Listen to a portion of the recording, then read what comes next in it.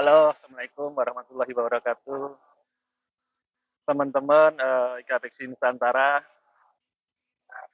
hari ini saya lagi di Bogor, mau golek bareng sama teman-teman IKBX Nusantara dan teman-teman Jepang dalam rangka persiapan untuk event turnamen kita nanti, yaitu turnamen eh, kolaborasi Jepang Indonesia yang akan dilaksanakan pada tahun ini lah. Ya, hari ini kita akan gobar bareng, golf bareng bersama-sama beliau. Mumpung masih ada waktu, sedikit saya ingin memberikan beberapa hal untuk teman-teman, terutama pengusaha LPK dan SO ya. Seperti yang sekarang lagi beredar di dunia maya, yang kemarin saya juga dapat share videonya, yang membahas tentang itu ada audiensi salah satu pengusaha LPK kepada anggota dewan yang mungkin sepertinya membuat gerah, membuat hati teman-teman bergejolak, yang seolah-olah grup kita menjadi grup yang panas seperti itu. Ya. Oke, ya, jadi gini mungkin ya saya di sini kapasitas sebagai mantan alumni magang Jepang, kemudian juga sebagai Ketua Umum IKPEXI Nusantara. Ya, saya ingin memberikan beberapa hal lah ya untuk teman-teman supaya cooling down lah, jangan jangan terlalu terbawa arus atau terbawa permainan dari politik pemerintahan ini. Jadi saya pun melihat video tersebut. Ya, memang mungkin teman-teman sebagai alumni magang Jepang dan sebagai pengusaha LPKSO merasa terganggu lah ya dengan omongan seperti itu. Tapi teman-teman juga harus memahami, harus sadar diri lah ya. Memang kita dunia pemagangan selama ini kan tidak semuanya itu berjalan dengan baik, semua berjalan lancar. Banyak hal-hal yang harus kita introspeksi, harus kita benahi, ya. Jadi jangan terlalu menyalahkan orang lain atau menyalahkan si siapa itu yang berbicara di video itu. Mungkin gini saudara-saudara ya, ya kita sering mendengar lah ya bahwa orang itu akan dipertontonkan, dipertunjukkan dengan apa yang ada di pikiran mereka. Jadi kalau pikiran mereka jahat, pemikiran mereka tidak baik, ya seperti itulah yang akan dipertontonkan, dipertunjukkan oleh Tuhan, oleh Allah itu. Ya seperti itulah karakter dia gitu. Kita kan nggak tahu maksud dan tujuan mereka atau beliau berbicara seperti itu, tapi kita bisa mengambil kesimpulan bahwa seperti itulah kapasitas dia, seperti itulah batas-batas kemampuan dia gitu loh. Dia hanya menyampaikan apa yang dia ketahui. Jadi ya kalau bahasa kita ilmunya masih cetek lah, ilmunya belum sampai jalannya kurang jauh lah gitu loh. Ibaratnya gini, yang beliau menyampaikan bahwa pemagangan ini seperti racun gitu ya. Jadi itu sama halnya gini saudara, eee, kita melaksanakan survei audiensi, mengundang narasumber, kita ingin tahu nikmatnya, lezatnya sate kambing. Tapi yang kita undang itu orang yang darah tinggi, yang memang dia tidak boleh makan daging kambing contohnya. Ya pasti beliau akan menyampaikan, daging kambing itu racun gitu loh. Nggak mungkin itu dia menyampaikan nikmatnya daging kambing itu seperti apa. Karena yang dia ketahui, yang dia pahami, daging kambing adalah racun bagi dia. Ya. Seperti itulah kondisi beliau gitu. Jadi jangan jangan memojokkan beliau ya terlalu inilah ya, karena kapasitas beliau, pengetahuan beliau hanya sebatas itu, gitu. Ya kalau memang nanti pemerintah, serius, ingin membuat program-program yang baik, tentulah beliau pemerintah juga nggak akan membuat undang-undang hanya berdasarkan satu orang narasumber, nggak mungkin juga lah. Negara segede gini, masa iya hanya satu narasumber yang, bilang sate nggak enak contohnya gitu kan, nggak masuk akal lah. Jadi teman-teman harus harus melihat dari segi positifnya, jangan terlalu, eee, hanya segi negatifnya yang seolah-olah teman-teman malah terprovokasi yang menyebabkan image teman-teman menjadi tidak baik di dunia luar sana. Hal-hal seperti ini wajar kok.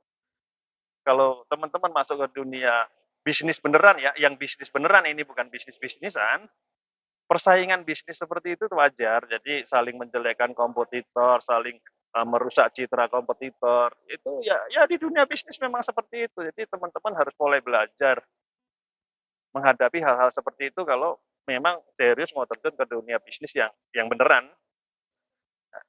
Lalu apa yang, perlu kita lakukan, menghadapi hal seperti ini ya ya kita hanya perlu tunjukkan keseriusan kita bahwa kita tidak seperti yang dia sampaikan gitu loh, ya. Kita tidak seperti yang dia omongkan di depan dewan seperti itu. Kita adalah, benar-benar yang magang Jepang itu yang benar-benar, terorganisir. Jadi ada seleksinya, ada ujian, ada tesnya. Dengan berbagai hal itu bahkan, dari ribuan peserta yang ikut seleksi pun kan sedikit sekali yang bisa berangkat gitu, karena benar-benar diseleksi gitu, ya. Kalau beliau menyampaikan, katanya pemagangan tidak ada tes, tidak ada seleksi, pokoknya yang penting mau bayar bisa berangkat ya, itu adalah mungkin ya, mungkin itu di LPK-nya dia, LP-nya beliau seperti itu. Bukan berarti beliau menyampaikan untuk mewakili semua LPK di Indonesia ya. Mungkin di LPK beliau seperti itu kondisinya. Jadi ya jangan marah, itu kan beliau menyampaikan untuk dirinya sendiri ya. Siapa tahu memang di kondisi di beliau seperti itu gitu. Ya itulah teman-teman, jadi memang kita sebagai pengusaha itu harus melihat hal atau melihat sesuatu hal yang terjadi di luar itu dari berbagai aspek lah ya, berbagai sudut pandang. Tidak harus melihat hal baru langsung kita terbawa emosi untuk ikut bertindak. Itu ya nggak baik juga. Nah, kalau apapun yang kita lakukan dengan kondisi yang emosional itu pasti hasilnya nggak baik lah, ya. Dan tentu kan, sebenarnya dunia pemagangan ini walaupun nanti mungkin akan, dipindah ke kementerian yang satunya atau, KP2MI pun, bisnis LPK ini kan sebenarnya masih akan tetap hidup karena, proses yang nanti 2027 itu yang, sistem pemagangan yang baru pun kan mewajibkan harus sudah lulus N5 kalau tidak salah kan bahasa Jepang. Artinya kan orang-orang yang mau berangkat itu memang, harus belajar dulu. Pembelajaran yang paling tepat ya di LPK gitu kan. Justru yang sekarang teman-teman yang, perlu lebih berpikir jauh atau mempersiapkan itu adalah di SO-nya karena ke depannya yang bisa mengirim tenaga kerja kerja ke Jepang itu kan bukan lagi SO tapi sudah ke P3MI gitu loh. Jadi teman-teman pengusaha SO lah yang harusnya berpikir mempersiapkan, izin usahanya untuk membuat P3MI ya. Jadi semua sebenarnya sudah dikasih lah, dikasih kisi-kisi, dikasih jalannya dengan, menuju 2027 itu kalian harus mempersiapkan ini itunya itu kan sudah ada gitu. Ya seperti yang kemarin saya sampaikan, janganlah terlalu menyalahkan undang-undang atau peraturan, baik peraturan di Jepang ataupun di Indonesia karena kan ya pemerintah pasti sudah berpikir, jauh lah ya untuk mempertimbangkan banyak hal supaya, program kerjasama Indonesia Jepang ini tetap berjalan dengan baik. Seperti teman-teman yang ada komentar, bahwa magang ini Jepang hanya karena ingin mencari tenaga kerja yang murah. Bahkan yang, bicara seperti itu katanya pejabat pemerintah kita. Melihat seperti itu, ya memang kita kan sebagai siswa magang, alumni magang kan tahulah ya, kita pendapatan kita di Jepang seperti apa. Ya itu kan bagi kita mungkin sudah cukup lah, sudah lebih jauh lebih banyak daripada kita kerja di Indonesia dibandingkan dengan negara-negara tetangga pun di Jepang juga memang pendapatannya juga jauh di atasnya. Tapi kenapa pemerintah atau, pejabat pemerintah bicara seperti itu ya, itu kan bagian dari strategi pejabat pemerintah untuk bernegosiasi ke pemerintah Jepang lah ya.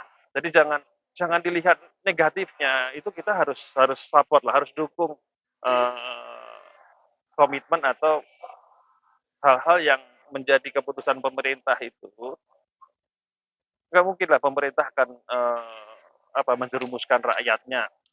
Jadi kita dukung apa yang, nanti pemerintah putuskan, kita support beliau dari kementerian kemanapun, Kemnaker atau P2MI pun, ya kita harus tetap support lah ya. Jangan karena kita selama ini, di bawah naungan Kemnaker, kemudian ketika P2MI mengadakan suatu, kegiatan, kemudian kita tidak mau support karena bertentangan dengan Kemnaker dan sebagainya, ya nggak harus begitu juga. Kita tidak tahu nanti, pemerintah yang sekarang itu arahnya kemana kan kita belum tahu. Jadi kita ya lebih baik kita belajarlah membaca kondisi, menyesuaikan dengan kondisi. Itu akan lebih baik daripada kita, antipati atau membenci salah satu di antara keduanya, ya. Mungkin itu teman-teman ya yang harus, teman-teman ketahui. Kita melihat dari segi positifnya dari video itu tadi. Toh nggak mungkin, pihak Kemnaker akan, diam begitu saja melihat, video yang beredar itu. Kan ini program Kemnaker dari 1993 sampai sekarang, kalau dilihat kesuksesan ya tolak ukurnya mana dulu gitu. Tujuan dari kegiatan ini, pemagangan ini apa dulu, ya. Kalau tujuannya untuk, eee, membantu mengatasi pengangguran, ya sudah banyak yang berangkat ke sana. Kalau tujuannya untuk, menciptakan pengusaha baru, sudah banyak juga yang menjadi pengusaha baru, ya.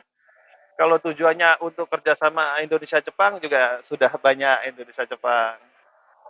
Sebentar ada tamu ya. Mas, ada Mas. Oke, ada Mas. Ada Mas. Mas. ちょっと今動画を作ってますね。ちょっとご切ります。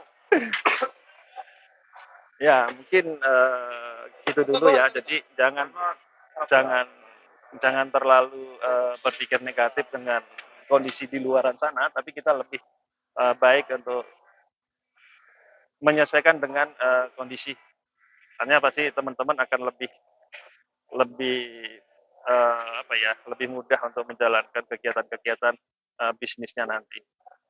Kita tetap jagalah ya, jaga silaturahmi dengan, Kemnaker atau RUN P2MI untuk menciptakan, kondisi pemagangan ini untuk menjadi tetap lebih baik ke depannya.